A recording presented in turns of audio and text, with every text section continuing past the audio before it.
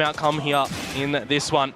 Because I'm talking about the fact that they are starting to right now. It's looking a lot better for the whole team collectively. That's the bonus round that I mentioned. It's looking strong going into it because for the side of Nongshim, you got a judge in Hookah that isn't able to find any beginnings. You give that, they can't escape this one, and then they do get into the site, right? So it's not a repeatable scenario for DRX in this sort of instance, I don't think. The Viper's Pit that he could potentially even throw on down. You've got that Cosmic Divide that comes out from Persia at the end there as well, but it's just not used. He's not really been in a situation to be able to deploy that for the team.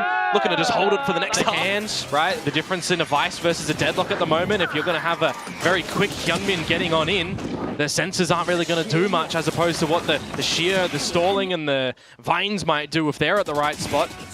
If he's so quick, he's just one is up on the ledge, but just not afforded that ability there with all the spray just contained into the one spot.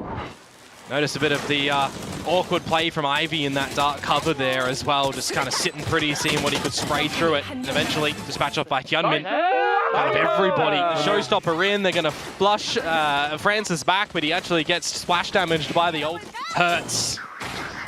I was questioning whether or not the showstopper play would actually come out, not the way that I intended it would, but hey, it works a treat. The Nightfall as well, that's a round stolen that you are absolutely happy with. So I do feel like there's a bit of a gap in the middle of the round there for DRX. And I wonder if that's a position that Nongshim recognize that they can exploit later on. I think maybe not in the tail end of this map. Flashback though, with the read onto it, picks up the double kill, enough for HYUNMIN to stream it as well. There's no time! Spike down on the ground, the round is gone. It's HYUNMIN to pick up all the final kills. It's DRX to close this out. No OT. Final scoreline 13-11. I mean, this streak could possibly extend. HYUNMIN gets the full spray down. A fourth. They just peek into his crosshairs. Mako coming up from the back. He was looking for the ace from the team as well. Very well coordinated with HYUNMIN leading the pack. And the backup from Flashback with the Hunter's Fury in there from Freeing as well. Through for DRX, HYUNMIN with the Sheriff, the shots collected. I mean, there's just bodies around this A site. A very big difference of approach as well on the attacking side, where DRX are playing very slow, right? Sensational he's been in this game. When you're seeing a little bit of the passive plays, when you're expecting that it might be a possible scenario, he's just on the money with that one. And now it's 11 for DRX. The weaponry will be back for Team Secret. DRX not peaking too individually, the rest of the team. And the utility as well, sensational timing and work from the Korean powerhouse here. Spotted out, Kelly S will secure it for Team Secret. HYUNMIN though not backing down. Oh, he just goes in for the snap. Nizzy. He spotted him. Oh, and it's the Phantom picked up two. A single shot through the engine block. That is an early snake spike, by the way. Bit of delay. HYUNMIN goes in for the slide. Oh, and he just sidestepped very narrowly to take that kill. Already known what the story was inside of it. They've read the back page. They've read the back. I think they've read many books like this as well, Komodo, with the experience that they have. Yeah, but not the one against Gen G. They didn't read the Gen G.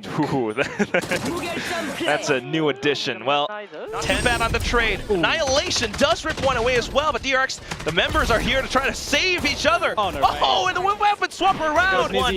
And it's Flashback from behind, freeing. Everyone's down in the ground. And just as soon as it happens again, another scoreline of 13-4. DRX. Into the damage and the reveal. Yeah, that's just gorgeous utility sets coming out from DRX there. Yeah. One away from a Thrash. So if you're thinking on RRQ's side, it's an ultimate that you definitely want to have in play. But DRX, you know that they can just hold tab and they can see that it's one away as well. If it's an angle. Practically so. But adjustments possibly needed for the RRQ side. Yeah, these are the spots. That's criminal. Look at this from HYUNMIN though. 1, 2, and then the third from Freeing. All of them snappy shots for sure. Had to hit them as I said, but up there actually did just have their guns available too. The trade on the back of that flashbang, you know that DRX were prepared for that play of RRQ. It's just that the adaptations a little bit later on into the piece in the 2 versus to the protocols of clearing the corners with utility. Get over that operator when you know that it's online because of that owl drone that gets dropped. And Well, as soon as you get that neural theft in, it kind of feels a little bit too easy to get the closing at the end. Now, in the halftime break, these saturates actually is using for some good success, right? It found Marco in the after this replay. There's that utility that comes on out, and I mean, there was, you know, the layered utility that does come through from RRQ. You can't counter that they didn't have a set kind of strategy for how they were wanting to get in towards the site there. Feels like, and just how he's navigating this one, and the shots at the ready, the right reads. The aim punch doesn't really matter. His Phantom is looking great. Abusing it a little bit, one could argue, but hey, he's doing the damage where the damage is needed. Gets traded, but here comes Monyet on the overdrive. No, he gets stopped! The flank. Mako coming up with another kill. HYUNMIN with the Blade Storm, and Freeing has just done it. DRX, they end out this second map. It's a 2-0 fashion, 13-7, and they... Stray as well. Had some whiffy moments, but has some really nice ones too. The old man getting in there with the Sheriff though. Finds a good one on the backside almost. Have a Sheriff to try to hold this, but HYUNMIN arrives up and over the top here. And he is just going to be massacring them as he drops down, finds tucked in. The drop down, the spot. Oh my God, the headshot is so damn snappy. Oh, saw him right underneath. That's a nice setup for HYUNMIN and a good 2K. That's really how they want to set up their defenses. They move Yudotan over to A. They put 3 players in mid. Only Poppy on B, but Poppy gets exposed there by the drone. And DRX is quick to capitalize. Obviously, yes, they know they're going up against. This is just absolutely stellar, stunning. Still looking for that first, but cannot find it. Everything in the kitchen sink thrown his way, and he cannot deal with it. 13-10, the scoreline once again is DRX. Love the fact that he was able to just reactively get out that Nightfall as well, but to no real prevail. Massive shots from HYUNMIN. Gathered by Talon, getting the plant, the mistiming on the orbital strike. I'm thinking this is a thrifty, it's coming on through, but it was these sort of numbers and propelling a team super far.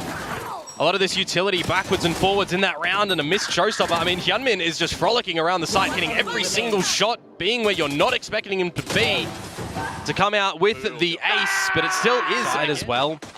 Dare say the expectations for DRX into this veto, they knew that they'd be picking Haven. Right, we've got some, you know, a decent-ish start, we'll call it, over at the side of Talon, and then DRX kind of wake up and roll them over.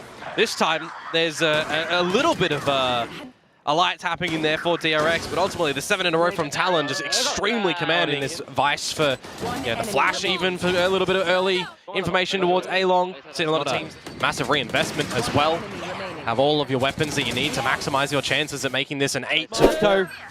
And a sneaky snake he certainly was in that round to at least try to offset well. A couple of angles in that post plant. You're not really expecting too much from the looks of it as DRX. But they hold all 3. Makes it a little bit of a problematic spot when you're in towards the site. You've got some stingers and some lesser buyers. You kind of need to stay there. Yes, HYUNMIN got the Phantom, but he's only really good for 2 main. Yes, Xfero gets the trade, but then it's another double up. It's a triple up from DRX, holding numbers, holding favor, getting some powerful lines and catching Monyet off guard too. Starting to get a little bit of these. This was here a monstrous flick earlier on. That one there, slow it on down. Single bullet to Jemkin. You saw that's where the saturate came. Yeah, but it makes some noise for HYUNMIN to know where he was coming from. He surely must have. I don't think he used a paranoia or anything. He doesn't get as many kills overall as Jemkin or Monyet, but it's a masterclass. Disgusting shots. As I said, that judge, though, had to securely find a kill, and it does on the Monyet. Not expecting that position. Flashback clearing corners. Oh, this flash can be everything. Got sent out. Quickly trying to make their hold. RRQ has a full 1 kill, and that's all it takes!